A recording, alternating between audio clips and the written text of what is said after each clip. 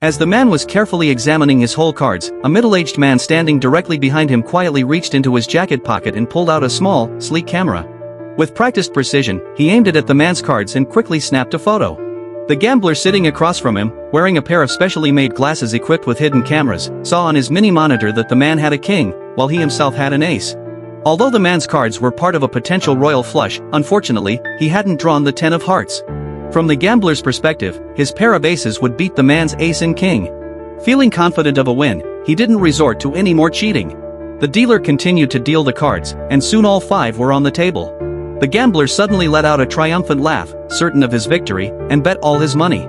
At this moment, the man, not willing to back down, also bet all his money. The total bet on the poker table had now exceeded $80 million. The gambler immediately revealed his whole cards.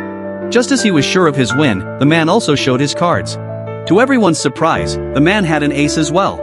According to the rules of the game, the man's hand was a pair of aces with a queen kicker, which was stronger than the gambler's pair of aces with a 10 kicker. The gambler looked at him in disbelief, accusing him of cheating and inadvertently revealing that he knew the man's cards.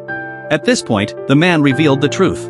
It turned out that the middle-aged man behind him, who had been watching the game all night, was so dizzy and confused that he mistook the poker-themed decoration on the man's finger for a corner of a playing card.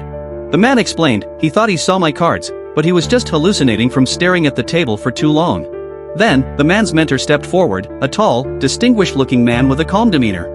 He shook his head and said, "I stopped using such outdated technology 2 years ago. It's too primitive and unreliable." The man had deliberately delayed the game in various ways earlier, all for this very moment. He had been waiting for the perfect opportunity to strike. In the end, the man successfully won the $80 million bet.